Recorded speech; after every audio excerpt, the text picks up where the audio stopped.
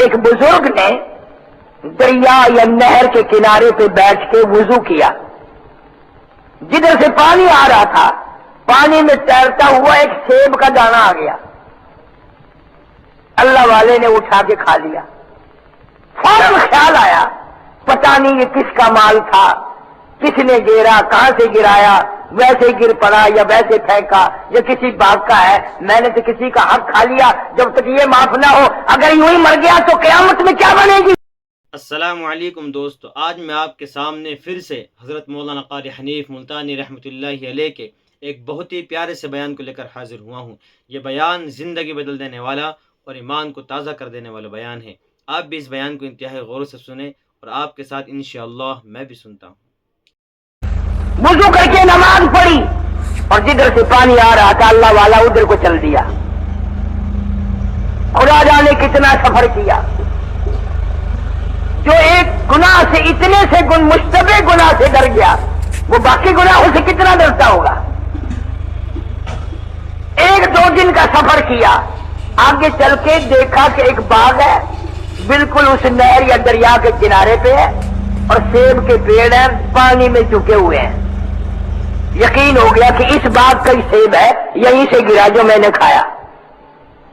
اب وہاں آدمی جو موجود تھا مالی یا پالن ہار یا باغ کا رکھوالا، اس سے ملاقات کی اور پوچھا بھئی یہ باغ کس کا ہے؟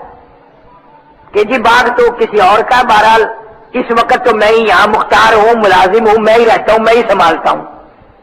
فرمایا بات تو نہ بنی، اس طرح کر کے میں وضو کرنے لگا تھا، پانی میں بہتا ہوا ایک سیب آیا، میں نے وہ اٹھا کے کھا لیا۔ بعد میں عقل آئی کہ یہ پتہ نہیں کس کا مال میں نے کھا لیا، میں تو وہ حق بخشوانے آیا ہوں، معاف کرانے آیا ہوں۔ اس نے کہا جی جب آپ اتنے بڑے ولی ہیں یا ہمارے باغ میں آپ ملنے والے آ کے پتہ نہیں ہم سے پوچھتے بھی نہیں ہوں کتنے کتنے کھا بھی جاتے ہیں اور پلے باندھ کے بھی لے جاتے ہیں، جب آپ سیب کو معاف کرانے آئے ہیں تو پھر میں مالک نہیں، فلاں آدمی اس باغ کا مالک ہے۔ اس باغ کے مالک کو ملایا، انہوں نے بتایا کہ میں ایسے ایسے سفر کر کے آیا ہوں، ایسے ایسے میں نے سیب کھا لیا اور میری طبیعت خراب ہے جب سے کہ پتہ نہیں کس کا حق میرے پیٹ میں چلا گیا۔ اگر یہ نہ بخشا گیا، یہ نہ قیمت ادا کی گئی تو قیامت میں یہ سیب ہی نہ میرے جہنم کا ذریعہ بن جائے۔ تو اس نے بھی کہا کہ اچھا جی جب آپ اتنے بڑے ولی اللہ ہیں کہ ایسے آج تک تو دنیا میں سنا بھی نہیں کوئی یوں سیب معاف کرانے آیا ہو، پھر مالک میں بھی نہیں، میں نے یہ باغ اپنی لڑکی کے نام کر رکھا ہے، مالک اصل میں وہ لڑکی ہے۔ چلو جی اس سے معاف کرا دو یا قیمت لے لے۔ مالک اٹھ کے گیا اور واپس آ کے کہنے لگا کہ میری بچی کہتی ہے جس کے نام یہ باغ ہے کہ میری شرط ہے کہ معاف کرنے کی، شرط یہ ہے کہ مجھ سے شادی کرو، مجھ سے نکاح کرو۔ اور وہ باپ کہنے لگا اسی لڑکی کا حوصلہ بھی نہ کریے، خوشی بھی نہ منائیے کہ اتنے بڑے آدمی کی لڑکی ہر باپ کی مالک ہے، مزے ہو جائیں گے۔ میری لڑکی آنکھوں سے اندھی ہے، ہاتھوں سے مندی ہے، پیروں سے للی ہے۔ اب اللہ والا بیٹھ کے رونے لگا، یا اللہ یہ ہوئی وہ جو نماز بخشوانے گئے تھے روزے گلے پڑ گئے، سیب کو معاف کرانے آئے تھے، اب بت گلے میں پڑتا ہے، آنکھوں سے بھی نہیں دکھتا، ہاتھوں سے بھی منڈی ہے یہ کہتے ہیں، پیروں سے بھی للی ہے۔ اور شرط یہ ہو گئی کہ جب تک تم شادی نہ کرو سیب کی کوئی معافی نہیں۔ اللہ والے نے بیٹھ کے سوچا کہ یہ سیب معاف ہونا یا اس کی قیمت لینا جو اتنا مہنگا بن رہا ہے، کہیں یہ سیب ہی میری جہنم کا ذریعہ نہ بن جائے، میری بربادی کا ذریعہ نہ بن جائے۔ سوچ ساچ کے کہا بھائی وہ بت ہی منظور ہے، سیب معاف ہو جائے، جو پیٹ میں چلا گیا اب الٹی کرنے کے بھی قابل نہیں رہا، جو میرے گلے میں ڈالتے ہو ڈال دو مگر وہ سیب معاف ہونا چاہیے۔ نکاح ہو گیا۔ جب لڑکی سے ملے وہ اللہ والا، تو اتنی حسین لڑکی، اتنی خوبصورت لڑکی، اللہ والے کہتے ہیں کہ نہ زندگی میں ایسی حسین دیکھی تھی نہ سنی تھی، آنکھیں بھی ٹھیک ٹھاک ہیں، ہاتھ بھی ٹھیک ٹھاک ہیں، پیر بھی ٹھیک ٹھاک ہیں۔ اللہ والے کو یہ عقل میں آئی، اوہو جھوٹوں سے واسطہ پڑ گیا، سیب کیا معاف تھا، اب تو جہنم میں جانا پڑے گا۔ جو جھوٹ بولتے ہو اس کا باپ کہتا تھا آنکھوں سے اندھی ہے، ہاتھوں سے منڈی ہے، پیروں سے للی ہے، یہ تو بالکل ٹھیک ٹھاک ہے۔ جھوٹوں سے رشتے داری ہو گئی، اب کیسے بچوں گا؟ بلکہ تذکرے میں لکھا ہے کہ اللہ والے نے اتنا خوف کھایا بے ہوش ہو گیا۔ ہماری طرح تو نہیں تھے، سانس نہیں آتا جھوٹ کے بغیر، اور اس کو کبھی گناہ بھی نہیں ماننا۔ آج کا مسلمان جھوٹ کو گناہ نہیں مانتا، مسجد میں مارتا ہے، وضو کر کے مارتا ہے، قرآن پڑھتا ہوا آدمی جھوٹ بولتا ہے۔ ہوش میں آئے، لڑکی کے والد کو بلایا، انہوں نے کہا اللہ والے ایک بھی نہیں 3 کوڑ مارے، 3 جھوٹ بول دیے، آنکھوں سے اندھی ہے، ہاتھوں سے منڈی ہے، للی ہے، لنجی ہے، پیروں سے للی ہے، یہ تو ٹھیک ٹھاک ہے۔ اس نے کہا حضرت میں نے جھوٹ نہیں بولا، بلکہ میرا مطلب یہ تھا تیرے سوا اور میرے سوا اس کائنات میں اس آج تک اس نے کسی مرد کو نہیں دیکھا، تیرے سوا اور میرے سوا اس میری بچی نے غیر اور مرد دیکھا ہی نہیں، ناجائز چیز کو آج تک اس نے ہاتھ نہیں لگایا، غلط راستے کی طرف پیروں سے چل کے نہ گئی۔ میرا تو یہ مطلب تھا، آپ بے ہوش ہو گئے، پہلے میرے سے پوچھنا تو تھا کہ تیرا کیا مطلب ہے، اندھی کیسے ہے، منڈی کیسے ہے، للی کیسے ہے، یہ تو ٹھیک ٹھاک ہے۔ تو اللہ والے کو ہوش آیا، بتانا یہ چاہتا تھا یہ امام ابو حنیفہ رحمت اللہ علیہ کا باپ ہے، والد ہے، اور امام ابو حنیفہ اس لڑکی کے پیٹ سے پیدا ہوا ہے جس نے دنیا میں نہ کوئی غیر مرد دیکھا، نہ ہاتھ لگا، نہ غلط راستے کی طرف پیروں سے چل کے گئی۔ اللہ کے نیک بندے، برگزیدہ بندے، اس کی تابع داری کرنے والے بندے، اس کی مرضیات پر چلنے والے بندے دنیا کے حوادثات اور تھپیڑوں سے بچ کر اللہ اور اس کے رسول کریم صلی اللہ علیہ وسلم کا ہر وقت ذکر خیر کرنے والے بندے، اصل میں بندے یہی لوگ کہلانے کے حقدار ہیں۔ میری تیری غلطی ہے کہ ہم اپنے آپ کو بندہ سمجھتے ہیں۔ بندہ بننا بڑا مشکل ہے۔ صوبہ سندھ سکھر کے علاقے میں حضرت مولانا تاج محمد صاحب امروٹی رحمت اللہ علیہ بہت بڑے بزرگ اور عالم گزرے ہیں۔ ان کے زمانے کا واقعہ ہے کہ ایک مسجد کا خادم تھا، مسجد کا جھاڑو دینے والا، صفیں بچھانے والا۔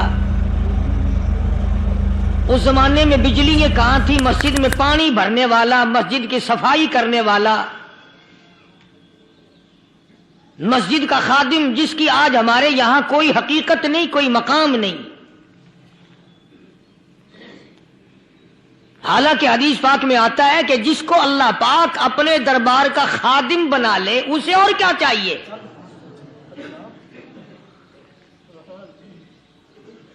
صدر کے ایوان صدر کے جھاڑو دینے والے کو فخر ہے میں ایوان صدر کا خادم ہوں، گورنر ہاؤس کے جھاڑو دینے والے کو فخر ہے میں گورنر ہاؤس کا خادم ہوں، کمشنر کے خادم کو فخر ہے میں کمشنر کا خادم ہوں، اور یہاں کوئی فخر نہیں کہ میں اس حکم الحاکمین کے دربار کا ایلچی ہوں۔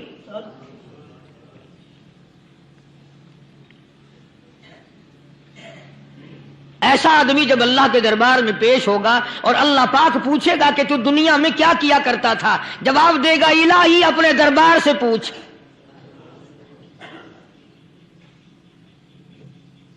تو مسجد کا خادم تھا، نیک آدمی تھا، لوگوں کو اس کی حقیقت کا پتہ نہ تھا۔ اللہ والوں کی ایک یہ علامت بھی ہے، ایک یہ نشانی بھی ہے کہ وہ اپنے آپ کو چھپاتے ہیں۔ وہ لوگوں سے اپنے آپ کو مخفی رکھنا چاہتے ہیں۔ چنانچہ مسجد میں ایک خادم تھا، سکھر کے علاقے میں ایک مسافر آیا تو خادم نے اس کو روٹی بھی کھلائی، پانی بھی پلایا، خدمت بھی کی، اور عشاء کی نماز کے بعد اس مسافر کو کہنے لگا کہ میں تجھے مسجد میں نہیں رہنے دوں گا۔ اب وہ مسافر بڑا حیران کہ یار نیک آدمی معلوم ہوتا ہے، مجھے کھانا کھلایا، میری خدمت کی، اب یہ مجھے مسجد سے کیوں نکالتا ہے؟ اس نے کہا صاحب مسجد میں کسی کو سونے کی اجازت نہیں، میں مسجد میں نہیں رہنے دیتا کسی کو بھی۔ تو مسافر کہتا ہے کہ اس کے کہنے سے میں نکل تو گیا، دل میں میرے یہ کہ کوئی خاص بات ہے، ورنہ یہ آدمی نہ تو نفرت کرنے والا، نہ تکبر کرنے والا، نہ فخر کرنے والا ہے کوئی بات۔ پہلے زمانے میں لوگ سوچا کرتے تھے، اب تو ایک منٹ میں کفر کا فتویٰ لگا دیتے ہیں۔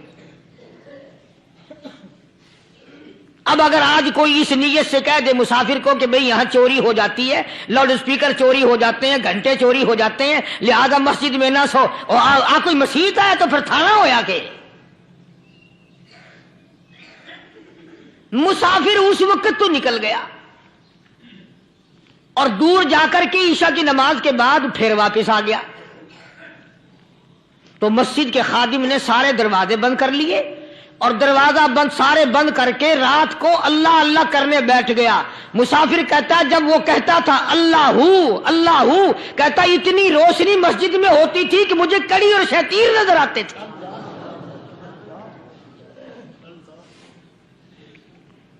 ساری رات وہ نہ سویا۔ یہ جو جھنڈے لگا کے بیٹھے ہیں انہیں کون ولی کہتا ہے؟ ولی کو جھنڈا لگانے کی ضرورت کیا پڑی ہے؟ صبح ہوئی، اذان سے کچھ دیر پہلے اس مسجد کے خادم نے دروازے کھولے، لوگ آ گئے۔ اب اس مسافر نے تو حال دیکھ لیا تھا۔ صبح کی نماز کے بعد کہنے لگا حضرت جی آپ نے چھپانے کی تو بڑی کوشش کی، پر میں نے پھر بھی دیکھ لیا، میرے لیے دعا فرماؤ، میرے لیے کوئی دعا فرماؤ۔ چنانچہ اس اللہ والے نے، اس مسجد کے خادم نے، اس ولی نے اس کے لیے دعا کیا کی؟ اللہ تعالیٰ تجھے انسان بنائے، اللہ پاک تجھے آدمی بنائے۔ اب وہ مسافر کہتا ہے کہ کمال ہو گیا، نہ میری دکان کے لیے دعا کی، نہ میرے مکان کے لیے دعا کی، نہ میرے دولت مند ہونے کی دعا کی، نہ میرے جنت میں جانے کی دعا کی، نہ میرے قبر سے عذاب سے بچنے کی دعا کی۔ یہ بھی کوئی دعا کہ اللہ تجھے بندہ بنائے؟ اب کون سا میں گدھا ہوں؟ یہ بھی کوئی میرے مطلب کی دعا کی ہے؟ وہ اللہ والا سمجھ گیا کہ اس نے میری دعا کی قدر نہیں سمجھی۔ مسجد میں بیٹھے تھے، پاس بازار تھا، اس اللہ والے نے اپنی ٹوپی اتار کر اس مسافر کے سر پہ رکھ دی اور کہا ذرا بازار میں جھانک مار جاتی پائی ہو، ذرا جھانکیو بازار میں۔ جب اس نے نظر ڈالی تو لوگ چل رہے ہیں، کوئی گدھے کی شکل، کوئی کتے کی، کوئی خنزیر کی، کوئی بھیڑیے کی، کوئی چتے کی، کوئی لومڑی کی، کوئی گدڑ کی شکل ہے۔ اچھا وہ مسافر بھی سیانا تھا، اس کو خیال آیا کہ میں اپنے آپ کو تو دیکھوں تو گدڑ نظر آیا۔ پھر اس اللہ والے کی دعا کی قدر ہوئی۔ تو اس پر یہ میں نے ذکر کر دی بات، ایک حکایت اللہ والے کی کہ ہم کوئی بندے ہیں۔ اب آپ لوگوں میں سے شانے آدمی یہ کہتے ہوں گے کہ جی تو نے تو بات بنا دی ممبر پہ بیٹھ کے، آدمی نہیں تو اور ہم کیا ہیں؟ آؤ ذرا قرآن کریم سے پوچھیں۔ فرمایا لہم قلوب لا یفقہون بہا، اللہ پاک جل شانہ فرماتے ہیں جس کا دل قرآن کریم سمجھنے کا عادی نہیں، لہم قلوب لا یفقہون بہا، جس کا دل قرآن سمجھنے کے لیے تیار نہیں، وَلَهُمْ أَعْيُنٌ لَا يُبْصِرُونَ بِهَا، جس کا کان اللہ کا قرآن سننے کے لیے تیار نہیں، أَمْ لَهُمْ آذَانٌ لَا يَسْمَعُونَ بِهَا، أَمْ لَهُمْ آذَانٌ یسمعون بہا، جس کا کان خدا کا قرآن سننے کو تیار نہیں۔ خدائی فیصلہ سنو، اللہ کے قرآن کا فیصلہ سنو، اللہ کے کلام کا فیصلہ سنو۔ جس کا کان میرا کلام سننے کے لیے تیار نہیں، جس کو میرا قرآن سن کے مزہ نہیں آتا، جس کو میرا کلام سن کے حلاوت نہیں آتی، جس کو میرا کلام سن کے لذت نہیں آتی، جس کی روح تازی نہیں ہوتی، جس کو لطف نہیں آتا، جس کو کیف نہیں آتا، جس کو سرور نہیں آتا، جو میرا قرآن سننے کو تیار نہیں، جو میرا قرآن آنکھوں سے دیکھنے کو تیار نہیں، جو میرا قرآن سننے سمجھنے کے لیے تیار نہیں، آؤ پھر خدائی فیصلہ سنو۔ فرمایا اولئک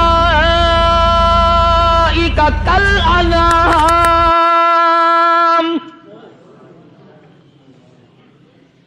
میرا فیصلہ نہیں، کسی پارٹی کا فیصلہ نہیں، کسی فرقے کا نہیں، کسی طبقے کا نہیں، کسی جماعت کا نہیں۔ فرمایا اولئک الانعام، پیدا کرنے والا مالک و خالق کہتا ہے مجھے اپنی کبریائی کی قسم یہ سارے جانور ہیں۔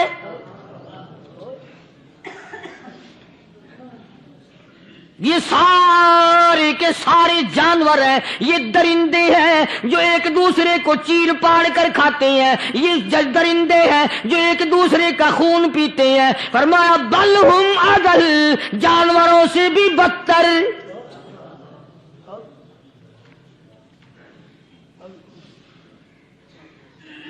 جس کے دل میں قرآن سن کر ترس نہیں، جس دل میں رحم نہیں، اپنے سے کمزور دیکھ کر جس کے دل میں شفقت نہیں، مہربانی کا مادہ نہیں، فرمایا وہ کوئی بندہ ہے، وہ تو جانور ہے۔ اور خدا غضب میں آ گیا، فرمایا بل ہم اضل، اس سے بھی بدتر۔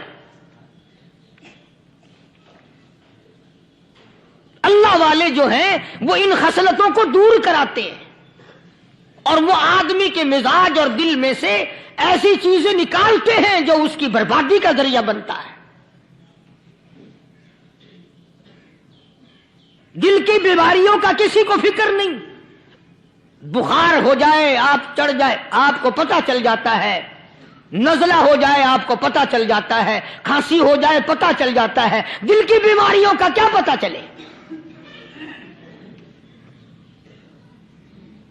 صحابہ اکرام رضوان اللہ تعالی علیہم اجمعین کی جماعت کے اللہ پاک کے محبوب حضرت محمد الرسول اللہ صلی اللہ تعالی علیہ وسلم نے دلوں کی صفائی کی۔ پہلے لوگ جھونپڑیوں میں کچے کوٹھوں میں رہتے تھے، نہ اتنی صفائی تھی نہ اتنی ترقی تھی۔ آج برتنوں کی صفائی دیکھو، کپڑوں کی صفائی دیکھو، مکان کی صفائی دیکھو، رات دن بس اسی دھندے میں لگے ہوئے، سارا دن برتن دھونے سے فرصت نہیں، سارا دن کپڑوں کے بناؤ اور سنوار میں فرصت نہیں۔ تو اللہ والے ایسے موقع پر بڑی عجیب بات کہتے ہیں، وہی مجذوب ہے، مجذوب علی رحمت کہتے ہیں بظاہر تو ہر شے میں بے حد صفائی، بظاہر تو ہر شے میں بے حد صفائی، مگر دل میں ہے گندگی انتہائی۔ بظاہر تو ہر شے میں چہرے کی صفائی، بدن کی صفائی، نہ جانے کتنی قسم کا صابن ہے، نہ جانے کتنی قسم کے پاؤڈر ہیں، نہ جانے کتنی قسم کے شیمپو ہیں، نہ جانے کتنی قسم کے کپڑے ہیں، کیا چال ڈھال ہے، کیا نئے نئے ڈیزائن ہے۔ مجذوب کہتا سب کچھ دیکھ لیا، بظاہر تو ہر شے میں بے حد صفائی، مگر دل میں ہے گندگی انتہائی۔ جس یار کی بیٹھک میں بیٹھ کے کھانا کھایا، جس رشتہ دار کی بیٹھک میں بیٹھ کے کھانا کھایا، اسی کی بہن کو دیکھ کر آبرو پہ ڈاکہ ڈالنے کا پروگرام ہے۔ جس دوست کے گھر میں بیٹھ کے کھانا کھایا، اسی دوست کی بیوی کی عزت لوٹنے کا پروگرام ہے۔ پرانے زمانے میں اب بھی دلی جیسے شہر میں اگر دعوت کی جاتی ہے تو وہاں ایک تشتری میں نمک آتا ہے سب سے پہلے، حرم میں بھی دستور تھا پرانے زمانے میں، اگر کوئی دعوت کرتا، کوئی تقریب کرتا، سب سے پہلے نمک آتا تھا، ایک ایک انگلی ہر شخص نمک چاٹتا تھا۔ کیا مطلب؟ جس نے نمک چاٹ لیا اب وہ نمک حرامی نہیں بنے گا۔ اس گھر میں چوری کرنا، اس گھر کی آبرو کا غلط تصور لانا، اس گھر کے مال میں خیانت کرنا وہ حرام سمجھتا تھا جس گھر کا میں نے نمک چکھ لیا۔ اور مسلمانوں کی بات نہیں، ہندوؤں کی بھی یہ باتیں تھی۔ مولانا محمد علی صاحب جلندری سب قید رحمت اللہ علیہ فرمایا کرتے تھے کہ ایک سکھ تھا بہت بڑا ڈاکو، مسلمان اور ہندو مل کر اس کو ساتھ ملا کر کے لے گئے کہ یہاں اس گاؤں میں اس پنڈ میں ڈاکہ ڈالیں۔ سفر کر کے گئے، تکلیف اٹھا کے گئے۔ اس سکھ ڈاکو نے پوچھ لیا کہ یہ کون سا گاؤں ہے کہ یہ فلانا ہے۔ اچھا سارے کے سارے یہ تلاش کرو، یہ سوچ بچار کرو، اپنے پنڈ کی، اپنے علاقے کی، کسی مسلمان کی، کسی ہندو کی، کسی سکھ کی، کسی چوڑے چمار کی اس گاؤں میں لڑکی تو نہیں؟ ہمارے یہاں سے کوئی لڑکی تو شادی ہو کے یہاں نہیں آئی ہوئی؟ ان ساروں میں سے کہنے لگا کہ ہمارے بھنگی کی لڑکی جمعدار کی یہاں آئی ہوئی ہے۔ کہنے لگا واپس چلو، بیٹی بیٹی ہے، چاہے بھنگی کی ہو یا نواب کی ہو۔ ارے کل بیٹی کا ڈولا دیا تھا، آج ڈاکہ ڈالیں گے، شرم نہیں آئے گی؟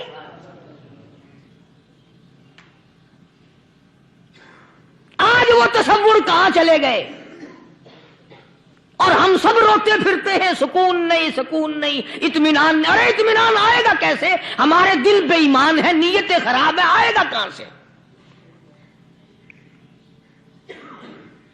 صحابہ کرام رضوان اللہ تعالی علیہ مجمعین کی جماعت نے اس قدر اس بات پہ محنت کی اور کوشش کی کہ غلط لقمہ بھی پیٹ کے اندر نہ چلا جائے۔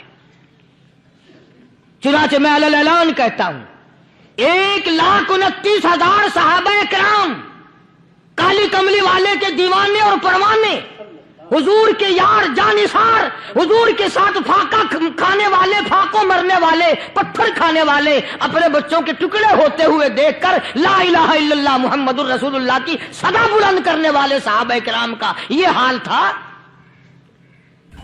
پیدل سفر کر کے جاتے تھے یہودی عیسائی، اللہ، شام نکل گئے، فلسطین نکل گئے، ہندوستان آ گئے، 2 سال لگ جاتے تھے، اپنی جوان بیٹیوں کو مسلمانوں کے گھروں میں چھوڑ کے آ جاتے تھے۔ کبھی نگاہ نبوت نے جن کو رنگ دیا تھا، کبھی کسی صحابی پہ ذرہ برابر الزام نہیں لگا۔ ان یہودیوں کا، ان عیسائیوں کا یہ عقیدہ تھا کہ محمد صلی اللہ علیہ وسلم کے جو غلام ہیں ان کی نگاہ بھی پاک ہے، ان کے دل بھی پاک ہیں، ان کے ارادے بھی پاک ہیں، ان کے ہاتھ بھی پاک ہیں۔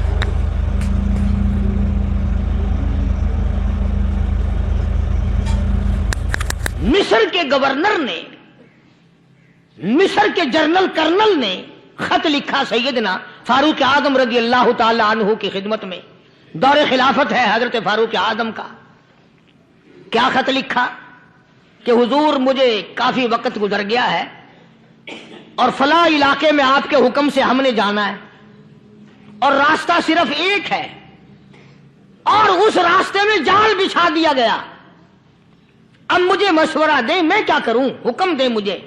جال کیا بچھا دیا گیا کہ ہمیں پتہ چل گیا ہے عیسائیوں نے پروگرام بنایا، سینکڑوں لڑکیاں تلاش کر کر کے بڑی خوبصورت حسینہ اکٹھی کی ہیں، ان کو گانے بجانے کی ٹریننگ دی ہے، ان کو اچھی اچھی آوازوں والی لڑکیاں ڈھونڈ کے لائے ہیں، اور انہوں نے یہ پروگرام بنایا کہ جب مسلمانوں کی فوج اس گلی سے گزرے گی ان کوٹھوں کے اوپر چڑھ کے گانا بجانا کریں گے تاکہ ان کے دل میں بدماشی آئے اور ان کا بیڑا غرق ہو۔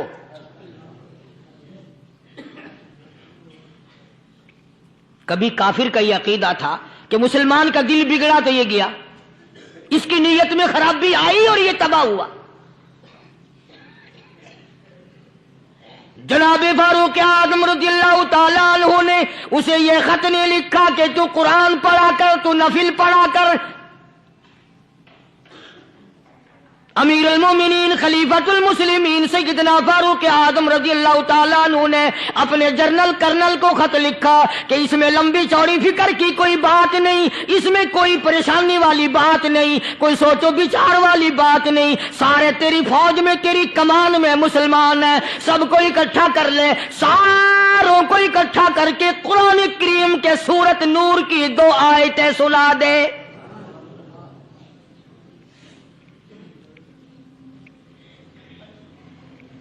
یہ بھی نہیں فرمایا کہ سزا سناؤ، اتنے کوڑے لگیں گے، جو خلاف کرے گا یوں قید ہوگی، یوں کورٹ مارشل کر دیا جائے گا، کچھ نہیں۔ جناب فاروق اعظم رضی اللہ تعالیٰ عنہ کی رائے دیکھو، ان کے خیال میں قرآن کریم میں اتنی بڑی طاقت ہے، اتنی بڑی عظمت ہے، اتنی بڑی کرامت ہے، کلام الہی میں اتنا بڑا شرف ہے۔ اعلان کر دیا، فرمایا اپنے کرنل کو ساری فوج کو، لشکر کو اکٹھا کر کے قرآن کریم کی فلاں فلاں آیت سنا دے۔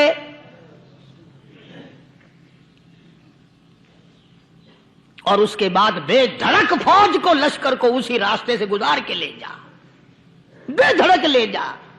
ہائے، کبھی قرآن کی 2 آیتوں سے کام بن جاتا تھا، اب سارے قرآن سے میرا تیرا کام نہیں بنتا۔ قصور قرآن کا نہیں ہے، یہ میرا تیرا ہے۔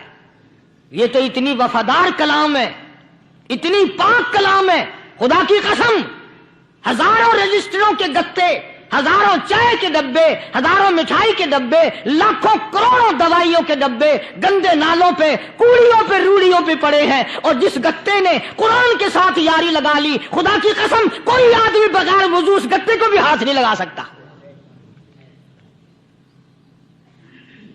ہزاروں نہیں، لاکھوں کپڑے مارکیٹ میں پڑے، پر جس کپڑے نے قرآن سے یاری لگا لی، جو کپڑا جزدان بن کر قرآن پہ چڑھ گیا، لوگ اس کو بھی چومتے ہیں، اور چومنا چاہیے۔ یارو، کپڑے نے قرآن سے یاری لگائی تو کپڑا عظمت والا بن گیا، گتے نے یاری لگا لی تو گتا بن گیا۔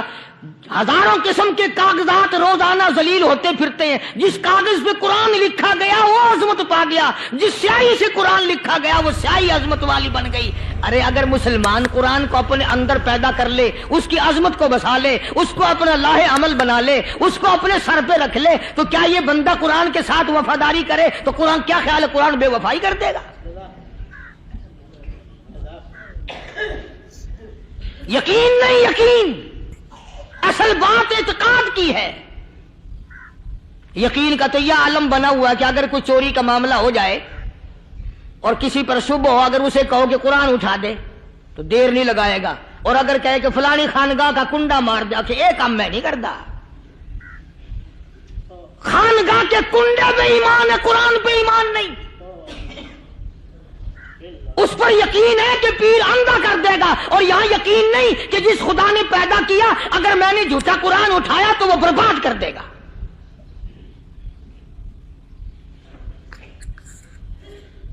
عجیب عجیب لوگ ہیں۔ چنانچہ مصر کے کرنل نے، مصر کے جنرل نے ساری فوج کو اکٹھا کر لیا۔ اس نے بھی یہ بات تو نہیں کہی کہ فاروق اعظم کو دوبارہ خط لکھتا کہ حضرت یہ تو 2 آیتیں آپ نے لکھی، یہ تو سارا قرآن روز پڑھتے ہیں، پر بنے گا کیا؟ جیسے فاروق اعظم کا یقین تھا، فاروق اعظم کی فوج کے کرنل کا بھی یقین ہے، فاروق اعظم کے فوج کے جنرل کا بھی یقین ہے۔ اس نے ساری فوج کو اکٹھا کیا، لشکر کو جمع کیا، اور اس کے بعد کہنے لگا قل للمؤمنین یغضوا من ابصارکم وَيَحْفَظُوا فُرُوجَهُمْ ذَلِكَ أَزْكَىٰ لَهُمْ إِنَّ اللَّهَ خَبِيرٌ بِمَا يَصْنَعُونَ۔ او لوگو، خدا تمہیں کہتا ہے اپنی آنکھوں کی حفاظت کرو، اگر تمہاری نظریں غلط جگہ پڑی اپنی عزت کی حفاظت کرو، اپنی آبرو کی حفاظت کرو، اگر غلط نظریں پڑی، غلط استعمال ہوئی، ان اللہ خبیر بما یصنعون،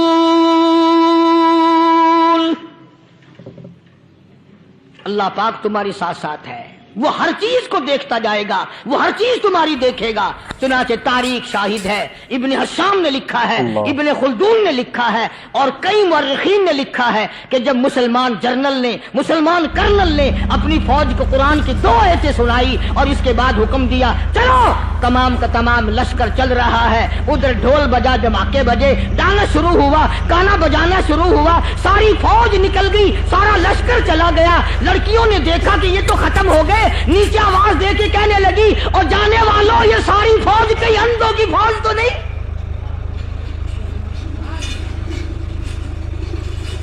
یہ حسن کا نظارہ اور یہ ڈانس اور یہ آواز، ہم ناچ ناچ کے تھک گئی، کوئی سر نہیں اٹھاتا۔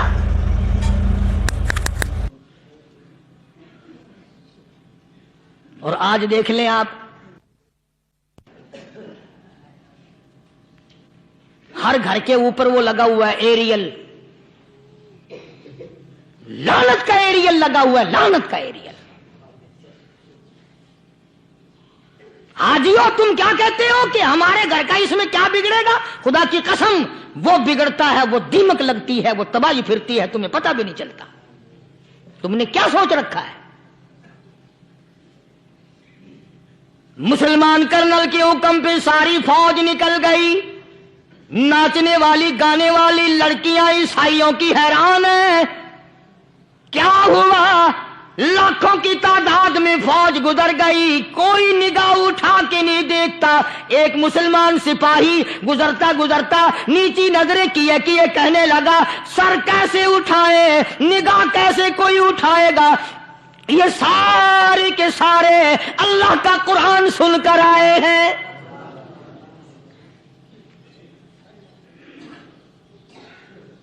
کیسے کوئی نگاہ اٹھائے گا؟ کیسے کوئی سر کو اٹھائے گا؟ یہ سارے کے سارے اللہ کا قرآن سن کر آئے ہیں۔ ان کا عمل ہوا نا قرآن پہ، ان کے عمل کا کتنا بڑا اثر پڑا۔ مورخین نے لکھا، ابن حشام لکھتا ہے عیسائی لڑکیوں نے چھلانگیں لگا دی، کوٹھی سے نیچے آ گئی، کہنے لگی او مسلمانوں وہ قرآن ہمیں بھی سنا کے جاؤ جس میں اتنی اسپرٹ ہے، اتنی طاقت ہے، جو حسن کے نظارے سے روک دے، جو گانے بجانے سے روک دے۔ یہ تو آدمی کے دل کا سکون ہے، نہ گانا سنتے ہو نہ حسن کا نظارہ کرتے ہو، جاتے والے یوں نہ جاؤ، ہمیں بھی وہ قرآن سنا کے جاؤ۔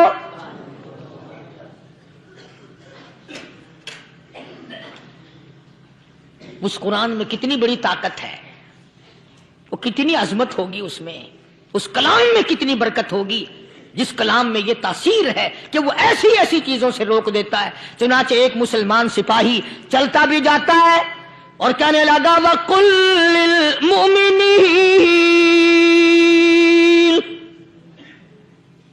وَقُلْ لِلْمُؤْمِنِينَ، قرآن کی آیت پڑھ کے سنائی، سینکڑوں نہیں بے شمار لڑکیاں ایک مسلمان کی زبان سے اللہ کا قرآن سن کے کہنے لگی اور جانے والوں چھوڑ کے نہ جاؤ، ہمیں بھی کلمہ پڑھاؤ۔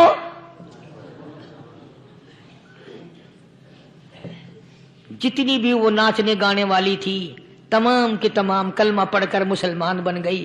اور مورخین نے لکھا ہے آخری دم تک قرآن کی شیدائی اور دیوانی بن کے گزری ہیں۔ پھر وہ لڑکیاں جو رات دن حسن و جمال کا پیکر بنی رہتی تھی، علماء نے لکھا ہے جب موت آئی ایک ایک کے بدن میں کپڑے لباس میں موت آئی تو 50-50 ٹاکی لگی ہوئی تھی۔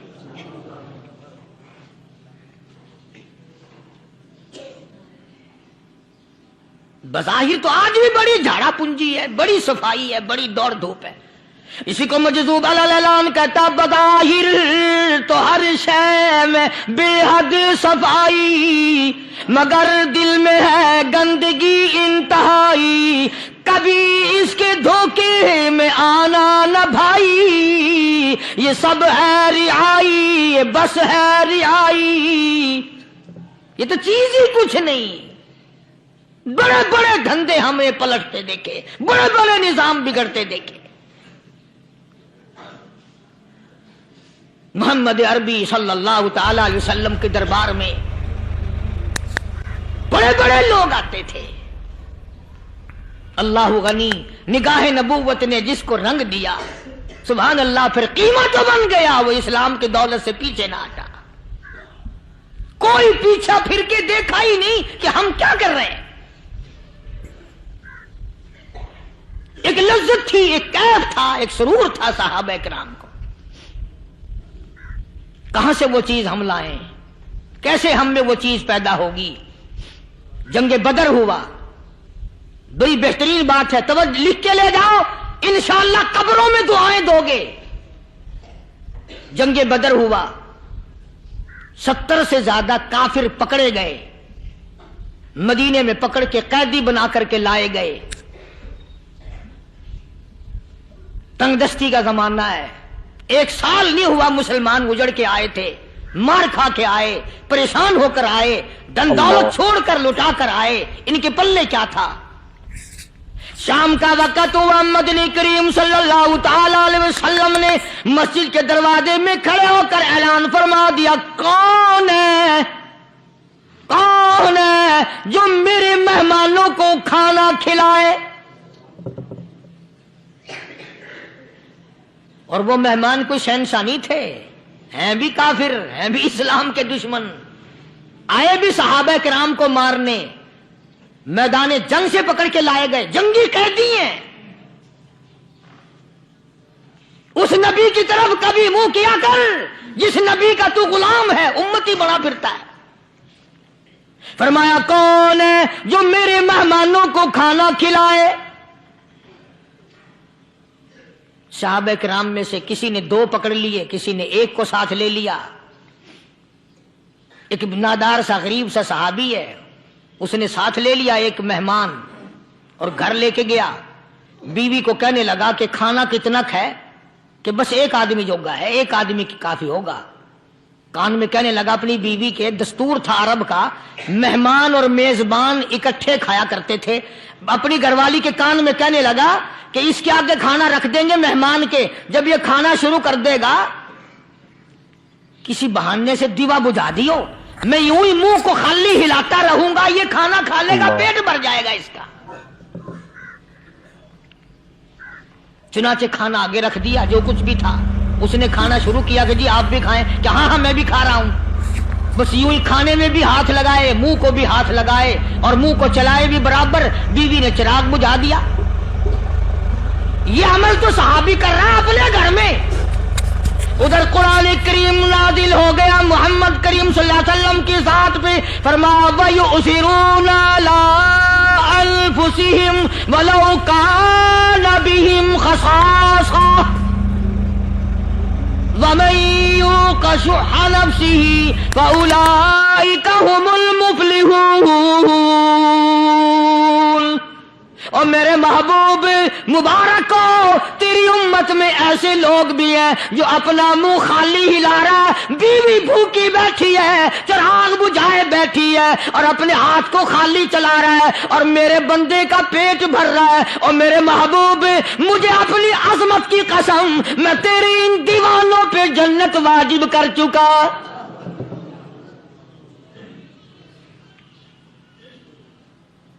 اب حضور صلی اللہ علیہ وسلم نے تو ان کو نہیں سکھایا تھا کہ تو جا کے ایسا کرنا، قدرتی مزاج ایسا بنا دیا تھا. ایک اور موقع آیا مدینے پاک میں، جنگی قیدی اور جگہ سے اسی طرح سے آئے. ایک صحابی ایک اور آدمی کو، جنگی قیدی کو کافر میں گھر لے گیا. بیوی کہنے لگی کہ 1 ہی آدمی کا کھانا ہے بس. انہوں نے کہا اس کو دے دو. وہ کافر جنگی قیدی کہنے لگا جی آپ بھی کھائیں. کہنے لگا بھی بات ہے صاف، 1 آدمی کا کھانا ہے، تو کھانا کھا، میں درخت کے پتے چبا لیتا ہوں. وہ کہنے لگا میں کھاؤں گا پتے. انہوں نے کہا تو رئیس آدمی ہے مکے کا، میں پرانا غریب ہوں، مجھے پتے چبانے کی عادت ہے، تیرے پیٹ میں درد نہ ہو جائے، میں عادی ہوں پتے چبانے کا. اس نے پتے چبا لیے. کافر مسافر اور مہمان جو تھا جنگی قیدی، اس کو کھانا کھلا دیا. دوسرے دن پھر ایسی نوبت آئی، اس نے کہا آپ بھی میرے ساتھ کھانا کھائیں. نے کہا نہیں بھائی تو کھا، میں پتے چبانے کا عادی ہوں. 2 دن تو اس کافر نے کھانا کھا لیا، اور جب تیسرے دن اس کے آگے کھانا آیا انہوں نے کہا بھائی تو ہی کھا، بس اتنا ہی کھانا ہے، میں تو میاں بیوی ہم تو پتے چبا لیں گے۔ اور کہنے لگا مدینے والوں تم خود پتے چباتے ہو، دشمنوں کو کھانا کھلاتے ہو، آج میری بھی ایک شرط ہے، پہلے کلمہ پڑھا پھر کھانا کھلا۔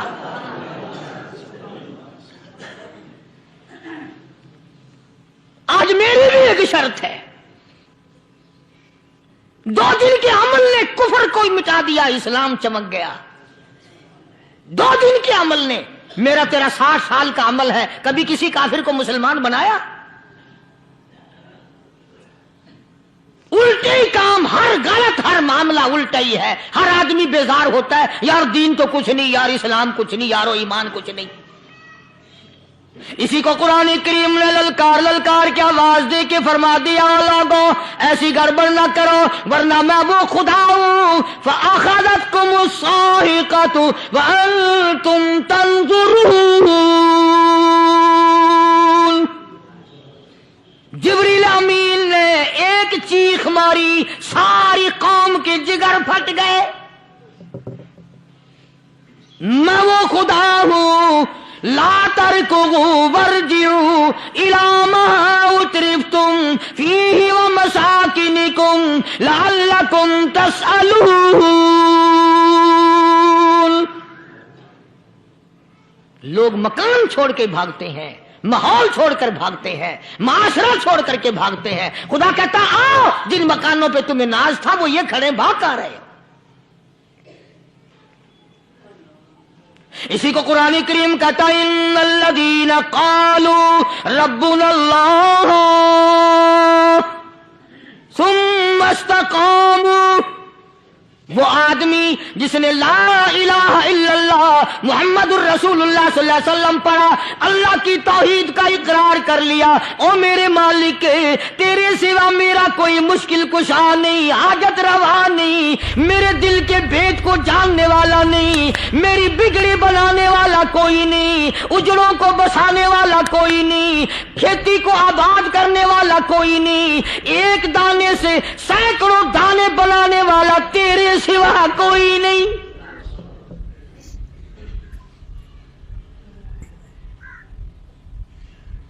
کھیتوں میں جاؤ،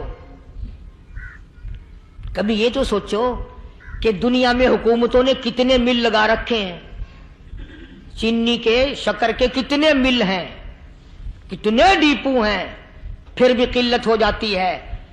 اور یہ اللہ میاں نے کتنا میٹھا کیلے میں، سنترے میں، مالٹے میں، انگور میں، سیب میں، کبھی یہ بھی سنا کہ اللہ میاں کا شوگر مل فلاں علاقے میں لگا ہوا ہے؟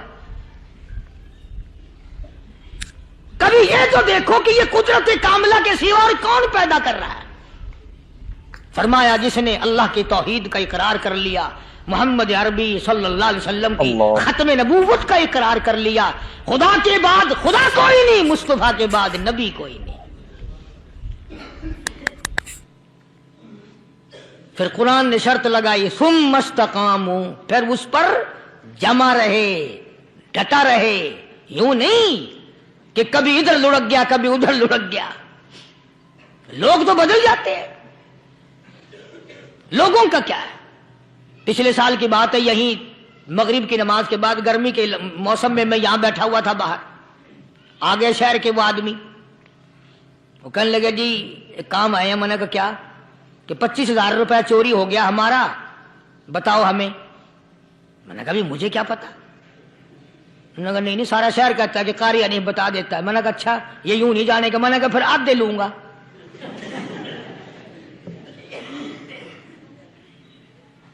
25,000 گم ہوئے ہیں نا، 12.5 میرے، 12.5 تمہارے۔ کہنے دیکھو نا جی بال بچے چھوٹے چھوٹے غریب بچے ہیں جن کے وہ پیسے ہیں۔ میں نے کہا اچھا میں بادشاہ لگا ہوا ہوں؟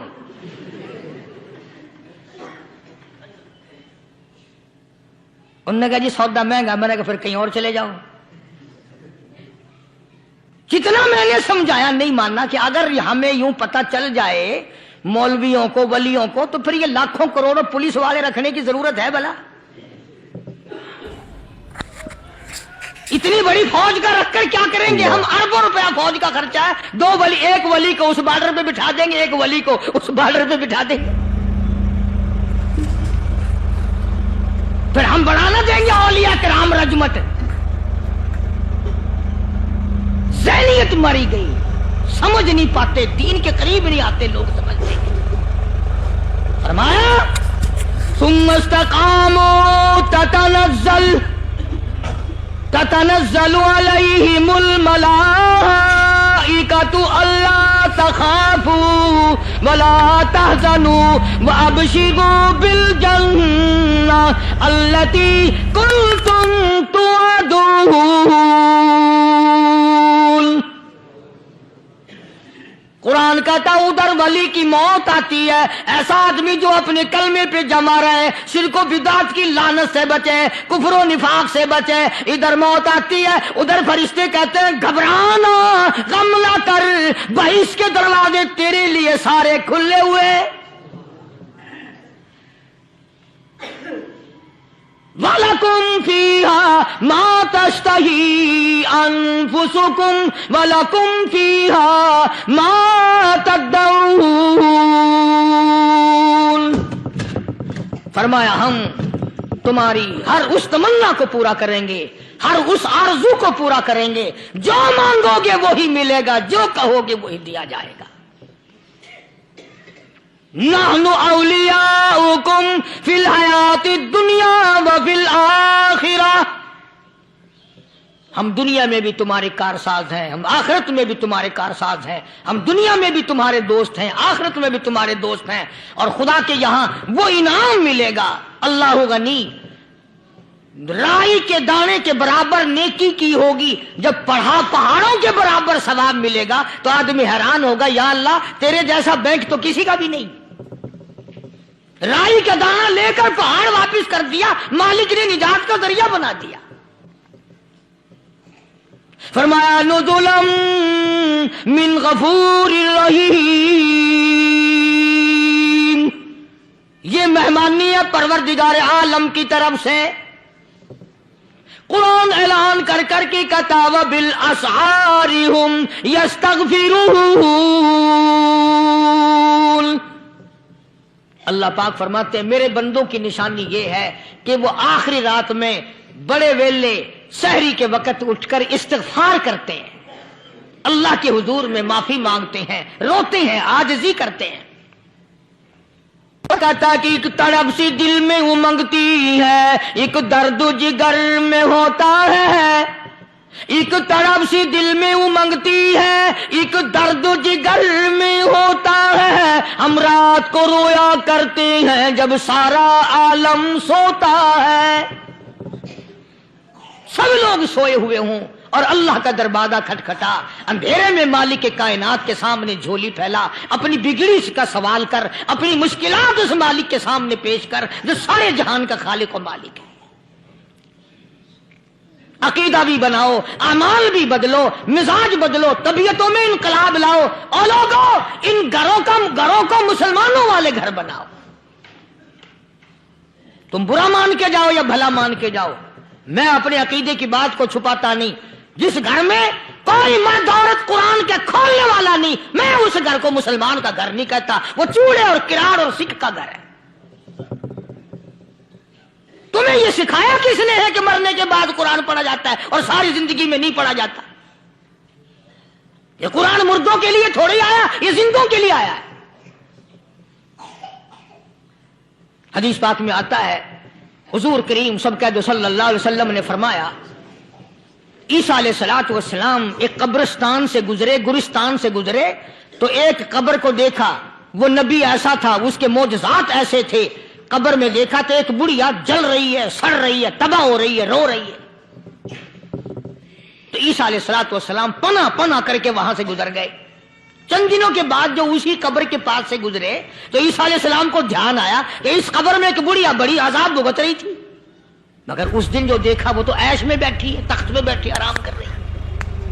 سیدنا عیسیٰ علیہ السلام نے اللہ پاک سے سوال کر دیا، الہی مرنے کے بعد تو آدمی کوئی نیکی بھی نہیں کر سکتا، اس نے کیا کر لیا جو اس کا سارا نظام بدل گیا؟ آواز آئی اے عیسیٰ لکھ کے لے جاؤ یہ بات، حضور کا فرمان ہے۔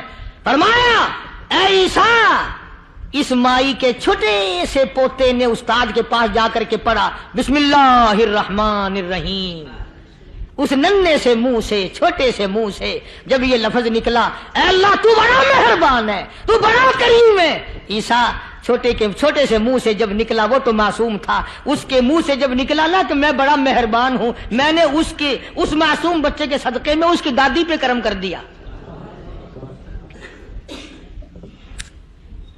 اس کے نام میں بڑی برکتیں ہیں، اس اللہ کا نام لینے میں بڑی برکت ہے۔ گڑ میں مٹھاس ہے، اللہ کے نام میں مٹھاس نہیں۔ اللہ ٹافیوں میں مٹھاس ہے، اللہ کے نام میں مٹھاس نہیں۔ تم نے چکھ کے نہیں دیکھا، اگر تم چکھ لو، خدا کی قسم دنیا کی کوئی چیز اچھی نہ لگے اللہ کے نام کے مقابلے میں۔ اللہ پاک مجھے اور آپ سب کو اپنا نام لینے کی توفیق عطا فرمائے، اپنے قرآن کی تلاوت کرنے کی توفیق عطا فرمائے، اور اپنا ذکر اور اپنا فکر اور اپنے شکر کی توفیق عطا فرمائے، اور اللہ پاک ہم سب کو یہ ہمت دے کہ مرتے دم تک ہم قرآن سے یاری کریں، قرآن سے وفاداری کریں۔ وآخر دعوانا ان الحمدللہ رب۔ شکریہ دوستو، امید ہے کہ یہ بیان آپ کو بہت پسند آیا ہوگا۔ قاری صاحب اپنے زمانے کے بہت بڑے مقرر اور بہت بڑے خطیب تھے، اور اس طرح کے قاری صاحب کے مزید بیان سننے کے لیے ہمارے چینل سے جڑے رہیں، اور کمنٹ ضرور کریں کہ یہ بیان آپ کو کیسا لگا۔ چلیے ملتے ہیں اگلے بیان کے ساتھ۔